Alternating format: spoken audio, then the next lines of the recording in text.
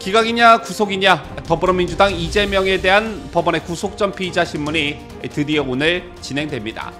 제1야당 대표에 대한 검찰의 구속영장 청구와 국회 체포동의안 가결로 인한 법원의 영장실질 심사는 헌정사상 유례가 없는 일이기 때문에 이날 영장심사 결과는 정치권에 상당한 파장을 미칠 전망입니다.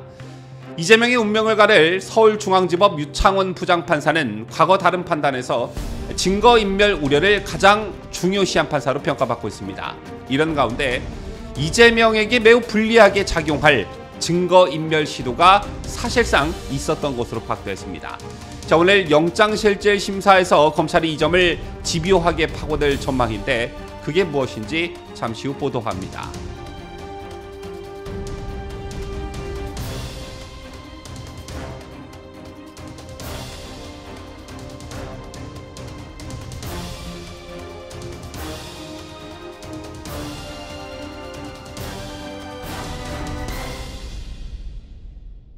시청자 여러분 안녕하십니까? 뉴스데일리 베스트 민앵커입니다.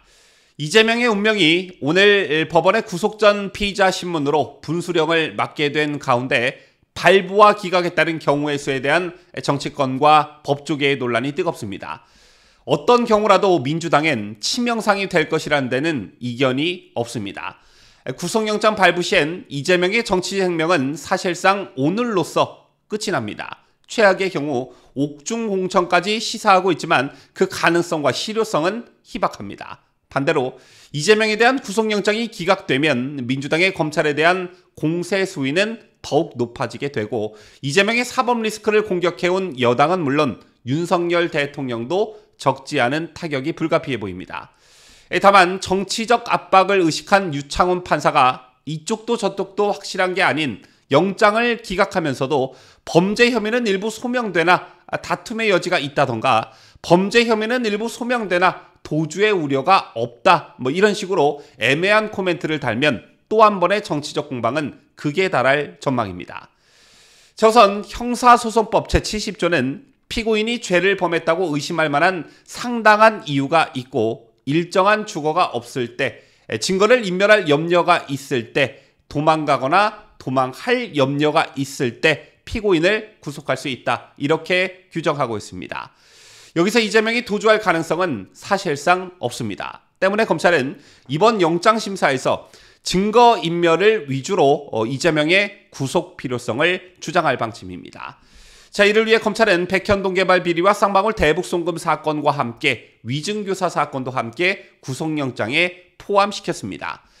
검찰은 영장 청구서에서도 위증교사 사건과 관련해 이재명의 증거인멸 전력을 적시했고 이재명의 측근이자 공범으로 꼽히는 정진상 전 민주당 대표실 정무조정실장, 김용전 민주연구원 부원장, 그리고 김인섭 전 한국하우징기술대표 등의 증거인멸 전력도 강조했습니다.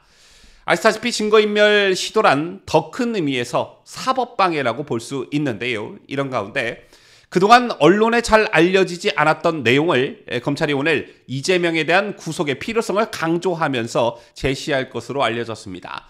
지금부터 이 소식을 자세히 전해드리도록 할 텐데요. 검찰 나름의 비장의 카드라고 보시면 될 듯합니다. 검찰은 오늘 이화영 전 부지사의 접견 기록을 공개할 예정입니다. 그동안 이화영의 오락가락 진술 번복을 두고 여러 가지 논란이 있어 왔는데 민주당 측이나 이재명 측에서 이화영 부인을 이용하거나 압박했을 것이다 라는 건 이미 잘 알려진 사실입니다.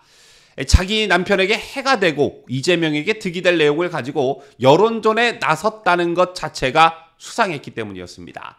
그런데 여기서 한 발짝 더 나아가 이재명이 직접 이 사법방해 시도를 했을 가능성이 제기된 것입니다.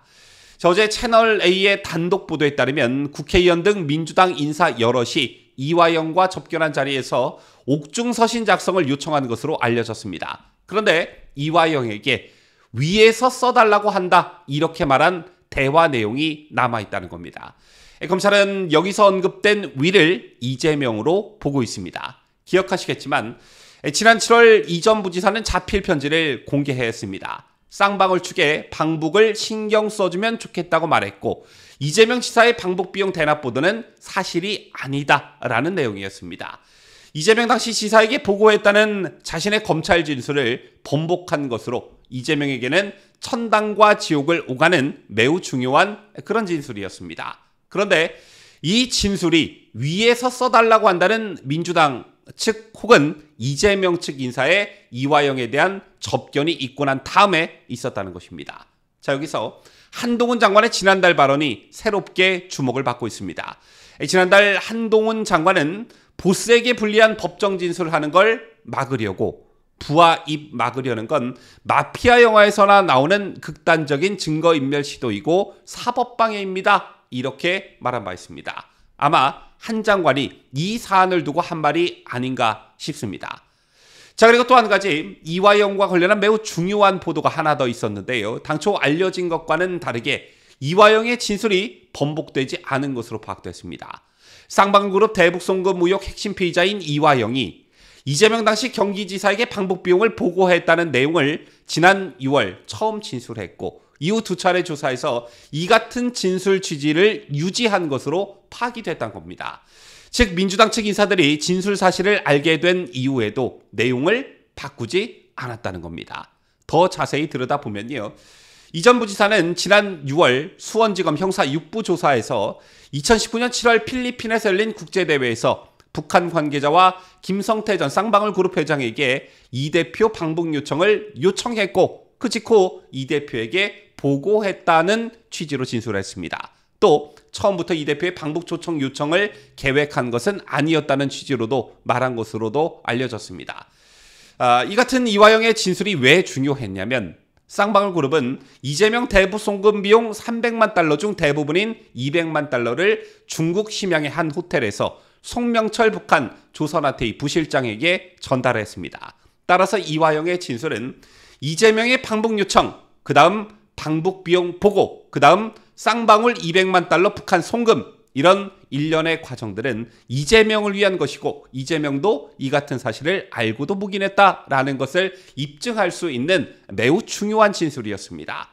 다시 본론으로 돌아와 이화영이 이재명 당시 지사에게 보고했다고 최초로 진술한 건 앞서 설명해드렸다시피 지난 6월 수원지검 조사 때였습니다. 그리고 이 전 부지사는 지난 7월 방북 비용을 보고했다고 진술한 것이 밝혀지면서 민주당 의원들로부터 접견 신청 등을 받은 것으로 알려졌습니다. 이화영의 부인이 민주당 의원들과 접촉한 것도 바로 그 즈음이었습니다. 기억하고 계시다시피 당시 이화영의 배우자는 검찰의 압박에 의한 허위 진술이라고 주장했고 이에 개딸들은 이화영을 상대로 영치금 보내기 운동까지 벌였습니다. 자, 그런데 중요한 건 그 이후에도 이화영은 두 차례나 더 검찰에 출석해 김성태 전 회장에게 방북 요청을 한 직후 이 대표에게 보고했다는 입장은 변함이 없습니다. 변함이 없다. 이런 취지로 진술했다는 겁니다. 그렇다면 이재명에게 보고했다고 한 진술이 자신의 발언을 스스로 뒤집는 이른바 옥중 편지는 어떻게 된 것일까요? 검찰은 더 정확히 말해 수원지검 수사팀은 가장 최근에 공개된 2차 옥중 서신이 이화영이 자발적으로 쓴 게 아니다 이렇게 판단하고 있는 것으로 알려졌고 이를 오늘 영장실질심사 과정에서 강력하게 피력할 것으로 알려졌습니다. 즉 이재명이 핵심 피의자 참고인에게 압력을 행사해 증거를 인멸하고 있다는 점을 집중적으로 부각한다는 계획인 것입니다. 이런 가운데 저제 이화영 부인이 기자회견을 하려다가 돌연 취소하는 일이 있었습니다. 이화영의 변호인은 전날 오전 기자회견을 예고하면서 이 전 부지사 자신에 대한 세 번째 구속영장 청구와 이 대표 구속영장 청구에 대한 이 전 부지사의 입장 등으로 이화영의 부인의 기자회견 내용을 예상한다고 했습니다. 하지만 같은 날 오후 9시쯤 백 씨가 부담을 느낀 것 같다며 기자회견이 취소됐다고 돌연 알렸었는데요. 어쨌든 배우자가 본인의 남편이 아닌 이재명의 편을 들고 나서면서 변호인을 교체한 이화영 부인의 이해 못할 행동 또한 오늘 있을 이재명에 대한 영장실질심사에서 중요한 대목으로 취급이 될 듯합니다. 이화영의 아내 백 씨의 이해 못할 비상식적 행위 자체가 이재명 측의 회유와 압박을 보여주는 증거 그 자체가 아닐까 싶습니다. 지금까지 저는 자유대한민국을 소화하는 뉴스데일리 베스트 민앵커였습니다.